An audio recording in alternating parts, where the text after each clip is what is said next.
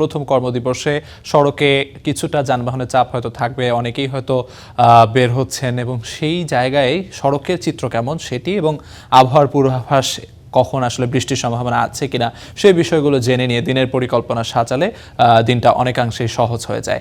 দর্শকদের সেই কাজকে অনেকাংশে সহজ করে দিতে আমরা যে কাজটি করি সেটি হচ্ছে আবহাওয়ার পূর্বাভাস জানিয়ে দেওয়ার চেষ্টা করি। তো সেই জায়গা থেকে আমরা দেখানোর চেষ্টা করব এই মুহূর্তে। ঠিক প্রথম আমরা যে কাজটি করি, আইকিউ এয়ার সুইজারল্যান্ড ভিত্তিক জরিপ সংস্থা আইকিউ এয়ারের সূচক অনুযায়ী আমরা দেখানোর চেষ্টা করি বিশ্বের বিশুদ্ধ বায়ুর যে শহরগুলো রয়েছে সেই শহরগুলোর মধ্যে এই মুহূর্তে শীর্ষস্থানে কোন কোন শহর রয়েছে সেগুলো আসলে আমরা দর্শকদের দেখিয়ে দেওয়ার চেষ্টা করি। তো সেই ধারাবাহিকতায় আমরা প্রথম দেখতে পাচ্ছি এই মুহূর্তে বিশ্বের শীর্ষস্থানীয় যে বিশুদ্ধ বায়ুর তালিকায় শহরগুলো রয়েছে সেখানে কিন্তু নেপালের শহর কাঠমান্ডু রয়েছে।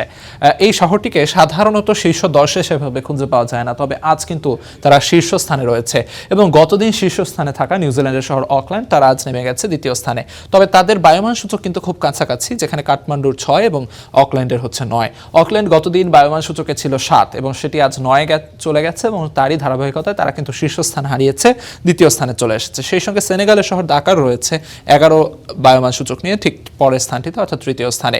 জাপানের শহর টোকিওকে দেখতে পাচ্ছি 17 বায়ুমান সূচক নিয়ে চতুর্থ স্থানে রয়েছে, একই বায়ুমান সূচক 17 নিয়ে ঠিক তার পরের স্থান অর্থাৎ পঞ্চম স্থানে রয়েছে অস্ট্রেলিয়ার শহর সিডনি। সাধারণত এই অস্ট্রেলিয়ার শহর সিডনি, ক্যানবেরা, মেলবোর্ন এদেরকে সাধারণত শীর্ষস্থানে পাওয়া যায়। ষষ্ঠ স্থানে কিন্তু তেমনটি দেখা যাচ্ছে।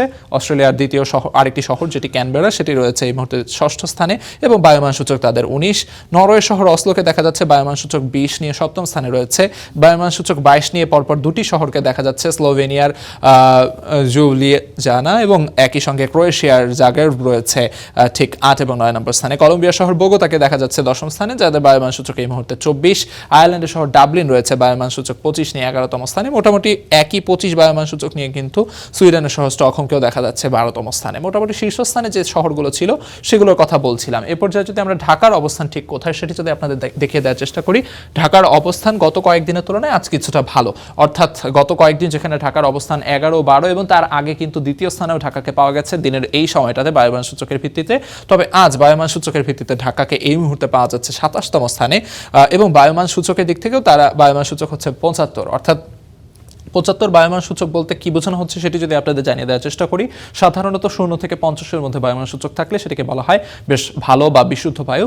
50-এর উপর উঠে গেলে সেটি মোটামুটি, 51 থেকে 100 পর্যন্ত আমরা সেটিকে মোটামুটি বায়ু বলা হচ্ছে এবং 100-র উপরে উঠে গেলে অর্থাৎ 101 থেকে 150 পর্যন্ত সেটি আসলে নির্দিষ্ট কিছু শ্রেণীর মানুষ অর্থাৎ শিশু, বয়োবৃদ্ধ কিংবা শ্বাসতন্ত্রের জটিলতায় যারা আক্রান্ত তাদের জন্য কিছুটা অস্বাস্থ্যকর এবং 150 ছাড়ানো যে বায়ুমান সূচক সেটি আসলে পুরোপুরি অস্বাস্থ্যকর হিসেবে ধরে নেওয়া হয়। সেই জায়গায় ঢাকার বায়ুমান সূচক কিন্তু আজ 75 অর্থাৎ 50 থেকে 51 থেকে 100-র মাঝে রয়েছে, যেটি মোটামুটি বায়ুমান আজ ঢাকা ধরে রেখেছে। সেই সঙ্গে অন্যান্য দূষিত শহর যেগুলো রয়েছে, দূষিত বায়ুর তালিকার শীর্ষস্থানে যে শহরগুলো রয়েছে সেগুলো নিয়ে যদি বলতে হয়, সেখানে যেমনটি আসলে দেখা যাচ্ছে প্রথম স্থানে রয়েছে উগান্ডার শহর কাম্পালা। দর্শক, উগান্ডার শহর এই কাম্পালাকে কিন্তু আমরা প্রায় শীর্ষস্থানে দেখতে পাই, শীর্ষ 10-এর মাঝে ঘোরাফেরা করে। ইন্দোনেশিয়ার শহর জাকার্তা যেমন আমরা দেখি প্রায় শীর্ষস্থানে থাকে, আজ সেটি দ্বিতীয় স্থানে রয়েছে এবং তাদের বায়ুমান সূচক দর্শক দেখতে পাচ্ছেন প্রতিটি কিন্তু 150 ছাড়ানো বায়ুমান সূচক, অর্থাৎ প্রতিটি বায়ুমানই অস্বাস্থ্যকর সূচকের তালিকায় রয়েছে। কাম্পালাকে দেখলাম, ইন্দোনেশিয়া শহর জাকার্তাকে দেখলাম, সেই সঙ্গে ডিআর কঙ্গো শহর কিনশাসা যেটি কিনা গতদিন শীর্ষস্থানে ছিল আজ সেটি তৃতীয় স্থানে নেমে এসেছে এবং বায়ুমান সূচকেও তাদের কিছুটা অবনতি হয়েছে আসলে, অর্থাৎ বায়ুমান সূচকে অবনতি হওয়ার পরেও তারা বায়ুমান সূচকের দূষিত বায়ুর তালিকায় কিছুটা নিচে নেমে এসেছে। সেই সঙ্গে যুক্তরাষ্ট্রের শহর ডেট্রয়েট যেটি কিনা এই মুহূর্তে 167 বায়ুমান সূচক নিয়ে চতুর্থ স্থানে রয়েছে। যুক্তরাষ্ট্রের আরেকটি শহর শিকাগোকে দেখা যাচ্ছে পঞ্চম স্থানে রয়েছে 154 বায়ুমান সূচক নিয়ে। পাকিস্তানের শহর লাহোর, ভারতের শহর দিল্লিকে দেখা যাচ্ছে। ইন্দোনেশিয়ার আরেকটি শহর মেডান রয়েছে ঠিক তার পরের স্থানে 8ম স্থানে এবং কানাডার শহর মন্ট্রিয়ালকে দেখা যাচ্ছে 145 বায়ুমান সূচক নিয়ে ঠিক 9ম স্থানে রয়েছে। ইসরায়েলের শহর জেরুজালেম রয়েছে 10ম স্থানে। ভারতের আরও একটি শহর কলকাতাকে দেখা যাচ্ছে 11তম স্থানে রয়েছে। তো মোটামুটি শীর্ষ যে শহরগুলো রয়েছে যারা কিনা দূষিত বায়ুর তালিকায় শীর্ষ অবস্থানে রয়েছে সেগুলোর খবরাখবর বলছিলাম, যেখানে ঢাকার অবস্থান কিন্তু আজ 27তম। ঢাকার অবস্থান যেহেতু বললাম, ঢাকার অঞ্চল ভিত্তিক বায়ুমান নিয়ে যদি আপনাদের একটু জানিয়ে দেওয়ার চেষ্টা করি, সাধারণত এই ঢাকার বায়ুমান সূচক আজ যেহেতু 77 দেখতে পেয়েছি আমরা, সেই হিসেবে ঢাকার বায়ুমান সূচক হয়তো এলাকা ভিত্তিক এমনটি থাকবে এমনটি আশা করা হয় এবং সেখানে যেমনটি দেখা যাচ্ছে আসলে প্রত্যাশিত বায়ুমান সূচক যেমন সেটিই কিন্তু দেখা যাচ্ছে, অর্থাৎ বেশিরভাগ স্থানে ঢাকার বায়ুমান সূচক 100-র নিচে রয়েছে। কিছু কিছু জায়গায় 100-র বেশি দেখা যাচ্ছে, যেমন এই পাশটাতে অর্থাৎ গুলশান বাড্ডার এই দিকটাতে কিন্তু দেখা যাচ্ছে যে 130 রয়েছে। তবে অন্যান্য দিন যেরকম গুলশান 1-এর বায়ুমান সূচক অন্যান্য সমস্ত এলাকার চাইতে সবচেয়ে খারাপ থাকে, সেটা কিন্তু আজ দেখা যাচ্ছে না। বায়ুমান সূচকে গুলশান 1-এর বায়ুমান সূচক এই মুহূর্তে 88, নিকেতনের 61, বাড়িধারার 49 দেখানো হচ্ছে। তো মোটামুটি অঞ্চলভিত্তিক বায়ুমান সূচকগুলো দেখলে বোঝা যাচ্ছে যে ঢাকার বায়ুমান সূচক তুলনামূলক অন্যান্য দিনের চেয়ে আজ কিছুটা ভালো রয়েছে। সকালে বৃষ্টি হয়েছে, সেই বৃষ্টিপাতের পর কিন্তু বায়ুমান সূচক কিছুটা উন্নতি হয়েছে বায়ুমান সূচকে, তেমনটি আসলে দেখছিলাম আমরা। এ পর্যায়ে যদি আমরা আবহাওয়ার খবর আপনাদের জানিয়ে দেওয়ার চেষ্টা করি, সেখানে যেমনটি দেখা যাচ্ছে এই মুহূর্তে বাতাসের তাপমাত্রা 27 ডিগ্রি সেলসিয়াস এবং অনুভূত হচ্ছে 32 ডিগ্রি সেলসিয়াসের কাছাকাছি। এখানে বায়ুর আর্দ্রতা একটি প্রধান নিয়ামক হিসেবে কাজ করে।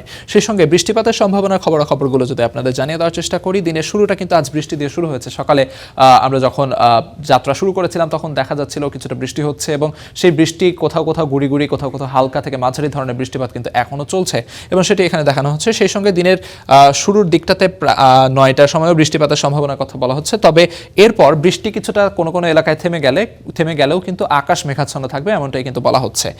সেই সঙ্গে দুপুরের দিকে খানিকটা বৃষ্টির সম্ভাবনা আবারও দেখানো হচ্ছে, তবে দুপুর 2টা-3টার পর ঢাকার কোনো কোনো অঞ্চলে বৃষ্টিপাত থেমে কিছুটা রোদের দেখা মিললেও এরপর বিকেলের দিকে গিয়ে কিন্তু বিকেল 4টা-5টা এই সময়টাতে কিন্তু আবার আকাশ মেঘলা হয়ে যাবে এবং বৃষ্টির সম্ভাবনা রয়েছে। অর্থাৎ দিনের যে সময়গুলোতে বৃষ্টির সম্ভাবনা রয়েছে আপনাদের জানালাম, সেই সময়গুলোতে যারা বের হওয়ার পরিকল্পনা করছেন বৃষ্টির প্রস্তুতি মাথায় রেখে সেই প্রস্তুতিগুলো হাতে নিয়ে বের হলে কিছুটা সুবিধা হবে। এ পর্যায়ে যদি আমরা সড়কের চিত্র আপনাদের দেখিয়ে দেওয়ার চেষ্টা করি, সেখানে যেমনটি আসলে রয়েছে সপ্তাহের আজ প্রথম কর্মদিবস এবং সেই কর্মদিবসের দিনের শুরুতেই বিভিন্ন সড়কে কিন্তু আজ যানবাহনের চাপ দেখা যাচ্ছে এবং যানজট রয়েছে এবং বেশ কিছু জায়গায় কিন্তু অনেক বেশি যানবাহনের চাপ এবং অনেক বেশি যানজট রয়েছে। যেমনটি আমরা এই পাশে প্রগতি সরণিতে দেখতে পাচ্ছি, প্রগতি সরণির এই পাশটাতে আজ তুলনামূলক যানবাহনের চাপ অনেক বেশি, অর্থাৎ যানজট অনেক রয়েছে এবং যেহেতু কিছুটা বৃষ্টিপাত হয়েছে, কিছুটা বৃষ্টিপাতের পর যেটি হয়ে থাকে এই প্রগতি সরণি এবং বসুন্ধরা সংলগ্ন যে এলাকাগুলো, সেখানে জলাবদ্ধতার কিছু চিত্র কিন্তু আমরা দেখতে পাই বা জলাবদ্ধতা তৈরি হয় এবং তার প্রভাব সড়কে পড়ে। স্বাভাবিকভাবেই যানজট বেড়ে যায়। যানজট বেড়ে গেলে এই পাশটাতে যারা সড়কে চলাচল করবেন তাদের সেই জিনিসটা মাথায় রেখে আসলে সড়কে বের হতে হবে। সেই সঙ্গে যদি আমরা এই দিকটাতে খেয়াল করি, অর্থাৎ এই দিকটা বলতে বোঝানো হচ্ছে রামপুরা বাড্ডা ইউরোপের এই পাশটাতে কিন্তু হাতিরঝিলের টার্নিং পয়েন্টটা থেকেই কিন্তু কিছুটা যানবাহনের চাপ বেড়ে গেছে এবং যানজট রয়েছে এবং এই দিকটাতে যেমন হয়ে থাকে আপনাদের প্রতিদিনই আমরা দেখানোর চেষ্টা করি যে সড়কের এই পাশটাতে, অর্থাৎ এই হাতিরঝিল সংলগ্ন যে রামপুরা বাড্ডা ইউরোপ রয়েছে এই সড়কটাতে কিন্তু প্রতিদিনই দিনের এই সময়টাতে যানবাহনের চাপ অনেক বেশি থাকে, যানজট থাকে। অর্থাৎ যারা কিনা এই সময় এই সড়কটি ব্যবহারের পরিকল্পনা করছেন বা করতে হবে তাদেরকে আসলে সড়কে যানজট রয়েছে সেই বিষয়টি মাথায় রেখে কিছুটা সময় হাতে নিয়ে বের হলে নিরাপদে সঠিক সময় গন্তব্যে তারা পৌঁছাতে পারবেন। একই সঙ্গে এই দিকটাতে অর্থাৎ মেরাদিয়া কাঁচাবাজার সংলগ্ন আফতাবনগরে যে সড়কটি রয়েছে সেই সড়কেও কিন্তু যানবাহনের চাপ অনেক বেশি এই মুহূর্তে রয়েছে। অর্থাৎ এই সড়কটিও যারা ব্যবহার করবেন, সড়কে যানবাহন রয়েছে, যানবাহনের চাপ রয়েছে, সেই বিষয়টি মাথায় রেখে প্রস্তুতি নিয়ে বের হতে হবে। সেই সঙ্গে এই পাশে মালিবাগের এই দিকটাতে অর্থাৎ ডিআইটি সংলগ্ন যে রোডটি রয়েছে সেই রোড এবং অতীশ দীপঙ্কর সড়ক সহ বেশ কিছু সড়কে কিন্তু যানবাহনের চাপ দেখা যাচ্ছে এবং আরও কিছু সড়কে যানবাহনের চাপ দেখা যাচ্ছে। শাহবাগের এই দিকটাতে যানবাহনের চাপ রয়েছে, যানজট রয়েছে। স্কাটন রোডে যানবাহনের চাপ রয়েছে।